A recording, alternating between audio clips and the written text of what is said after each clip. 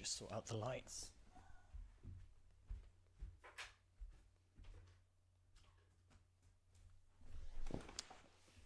And I'm back. Hey guys, so pretty quick one today. Just diving on because I've just seen there's been an update about Sancho and the fact that he is potentially going to be another offer put in for him next week. Apparently it's going to be 90 million in total, 75 million upfront guaranteed, and then another 15 million after the fact, which is in guaranteed add-ons.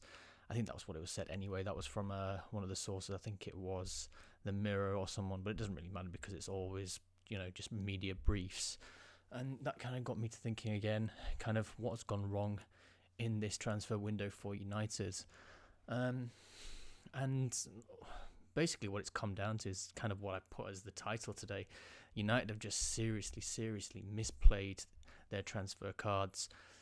From my point of view, the strongest point within this whole situation that United had was the minute Champions League was confirmed, the minute Jesse Lingard scored that goal on the final game of the season against Leicester, then that was our strongest point. We were still in with a shout for Europa League, but it didn't really matter at that point. We were in the Champions League and working from a position of strength because we've confirmed that the minute we go through the rest of the season, so basically just the Europa League little section, we lost that position and we started seeing weaknesses because we have now had a loss, and that weakens our position. As you can see, that reinforcement is more and more apparent. We already knew, as United fans have been watching United for a long time, and that we needed this guy and we needed some more players in. And if we'd been on top of our cards and on top of the transfer situation and wanting to get things done correctly, then an early and quick deal was the best way to go. Unfortunately, that's not what happened. As soon as we start losing a few games, other teams can say, well, actually, we know you need this player and we know that you're United, who have boasted about being able to do things that no other club can. So the price goes up 10 million, or the price goes up 20 million, 30 million. And if you didn't want this particular issue, don't come out with ridiculous and outlandish statements like that. Oh, I just need a drink. I've been talking quite a lot there. So yeah, cue United's messy off-season.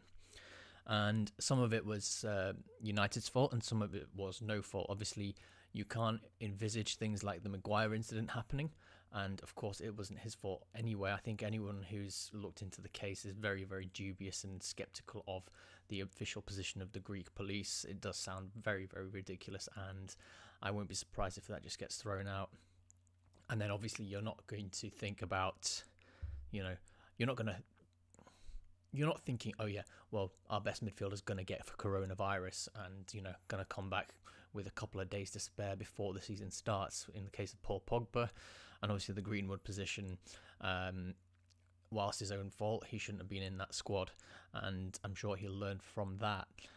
But all these particular things start to weaken the position of United within the transfer market. It gives you an impression of a club with disarray, and maybe that is actually pretty correct.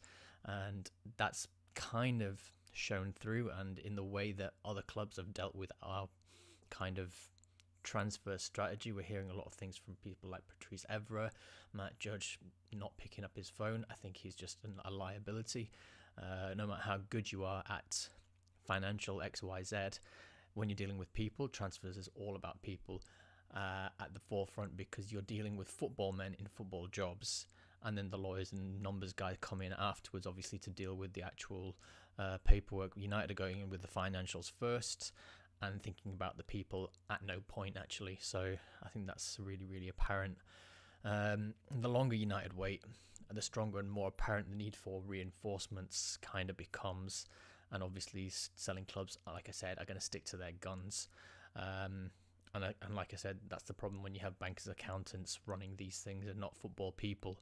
And that's all we have in the United boardroom, which is pretty crazy. So yeah, and that's why it's so important to have a football man on the board doing these negotiations, because whilst they might not be the most academic and financial geniuses, if you can call these guys financial geniuses, I mean, I'm sure these clubs, especially United, especially United, it's not going to be difficult for them to pick up a sponsor and get a sponsor on the table. You just need to kind of pick up the phone to an Adidas and go, do you want to sponsor United? And they go, oh, yes, you're the biggest club.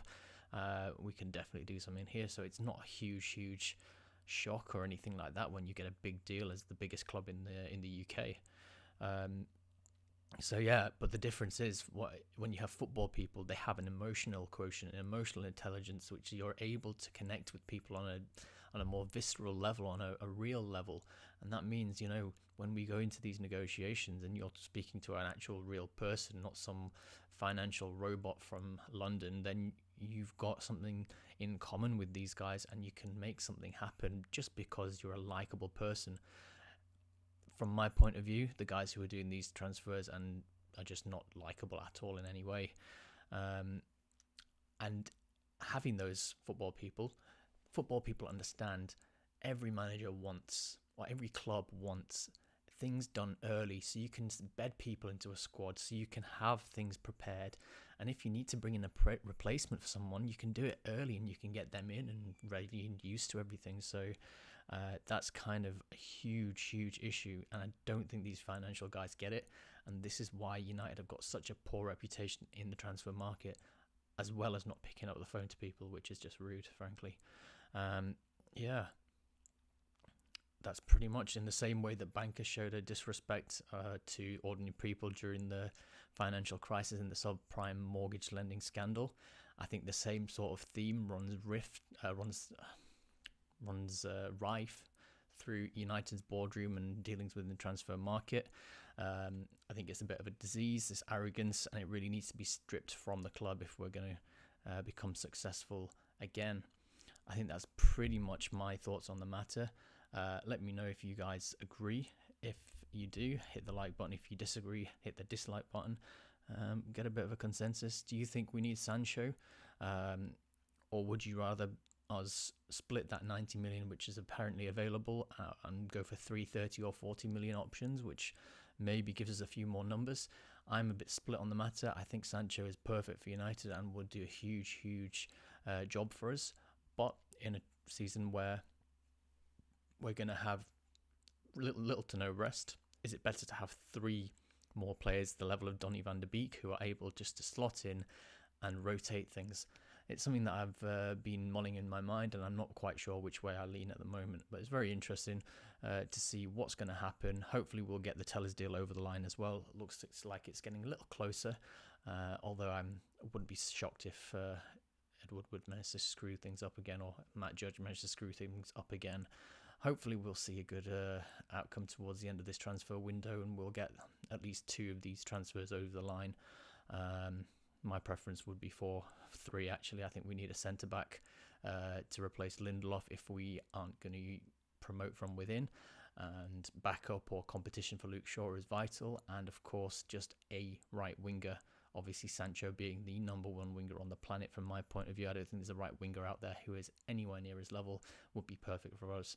So make sure to like, comment and subscribe if you're new. And wait for the next one. I think I'm going to be doing a preview of the Brighton game tomorrow at some point, or maybe on the Saturday morning. Let's hope we get a good result at the weekend.